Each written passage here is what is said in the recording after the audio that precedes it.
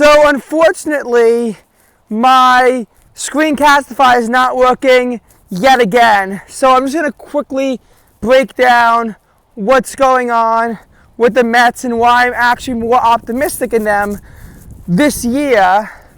Even though there's been one game, Carson Bench actually looks good, and the Mets got to Paul Skeens. He didn't even last an inning of that game. He had a historically bad performance. That's good to see that the Mets are attacking the National League Cy Young winner from last year, as he starts off the year with an ERA of 67.5.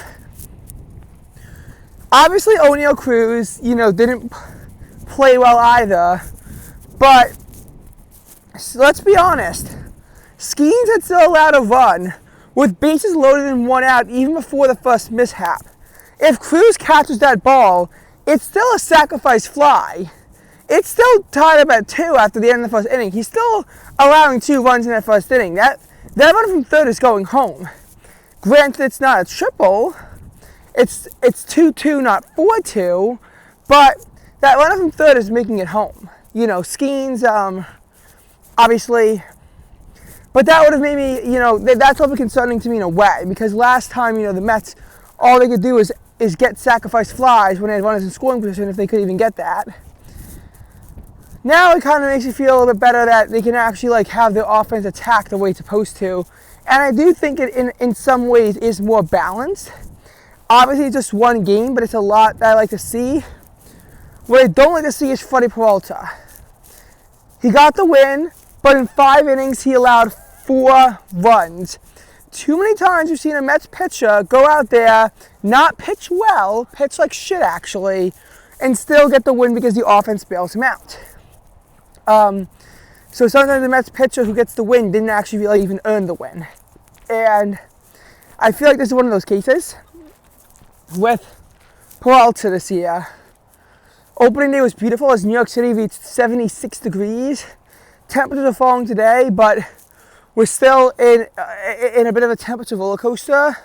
Motor's been all over the place. Today is kind of falling throughout the day. Tomorrow's going to have a low of about 30 and a high of about 40. So it's going to be very cold tomorrow after it was so warm yesterday. But that's just, the volatility of March weather this time of year.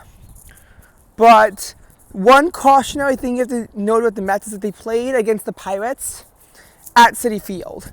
If they had done this in Pittsburgh, I'd be happier. They played at Citi Field. Obviously Pittsburgh has been a house of horrors for the Mets. 2024, they go there in July. They earn a split, but they lose that first game 14-2. And the Pirates set a record for most home runs in a single game, again, on July 5th. And on, in June 2025, they go back to Pittsburgh, and they lose a series by a cumulative score of 30-4 in the worst series in Met history. So there's still a lot of season left to go. Still a lot of room for collapse. However, the Mets finally start off 1-0. They hadn't done that in a while because they've been losing on their first games for a while, even though they had usually been pretty good on opening day.